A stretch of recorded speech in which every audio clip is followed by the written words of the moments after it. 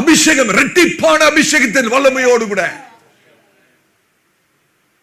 Elisha அந்த யோர்தான் நதியை அடித்த போது அந்த யோர்தான் ரெண்டாக பிளந்தது.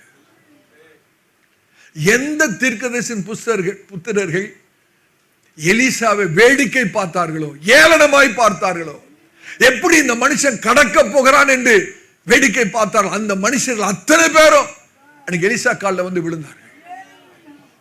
கர்த்தர் உங்களோடு கூட இருக்கிறார். எலியாவின் தேவன் உங்களோடு கூட இருக்கிறார்.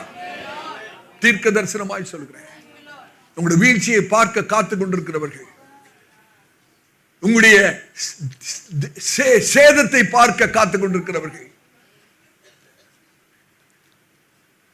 உங்களுக்கு முன்பாக வந்து சொல்வார்கள், கர்த்தர் உங்களோடு கூட இருக்கிறார்.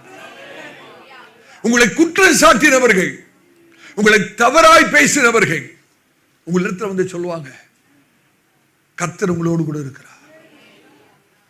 தானியேல் 3ஆம் அதிகாரத்தில் அப்படிதான் அதுதான் நடந்தது. அந்த அதிகாரமே குற்றச்சாட்டோட தான் ஆரம்பிக்கிறது. எடுத்து வாசித்து பாருங்க. தானியேல் 3ஆம் அதிகாரம் 12வது வசனத்தை வாசிங்க. தானியேல் 3ஆம் அதிகாரம் 12வது வசனம். பாபிலோன் மாகாணத்தின் காரியங்களை விசாரிக்கும்படி நீர் ஏற்படுத்தின சாத்ராக், மேஷாக், ஆபேத்நேகோ என்னும் யூதரான மனுஷர் இருக்கிறார்களே,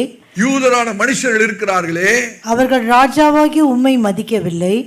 குற்றச்சாட்டு பாருங்க, அவர்கள் ராஜாவாகிய உம்மை மதிக்கவில்லை. அவர்கள் உம்முடைய தேவர்களுக்கு ஆராதனை செய்யாமலும் நீர் நிறுத்தின பொற்சிலையை பணிந்து கொள்ளாமலும் இருக்கிறார்கள் என்றார்கள். பணிந்து கொள்ளாமலும் இருக்கிறார்கள் என்று சொன்னார்கள். குற்றச்சாட்டு, அக்யூசேஷன். அருமையான சகோதரனே, சகோதரியே, ஒருவேளை உங்களுடைய சொந்த குடும்பமே குற்றம் சாட்டலாம். நீங்கள் வேலை செய்கிற இடத்துல குற்றம் சாட்டப்படலாம். மற்றவர்கள் தவறாய் குற்றம் சாட்டி கொண்டிருக்கலாம்.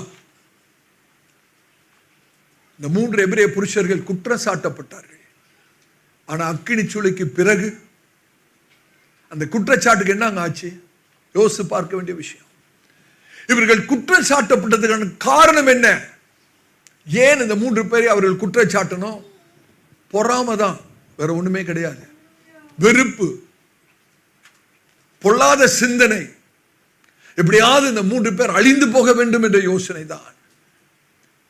அவர்கள் நீதியை விரும்பவில்லை. தேவனுடைய ஊழியக்காரர் அழிக்கப்பட வேண்டும் என்று விரும்பினார்கள்.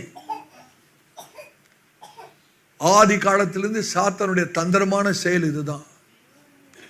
வேதம் சாத்தானை குறித்து, சத்ருவாகிய பிசாசை குறித்து சொல்லப்படுகிறது.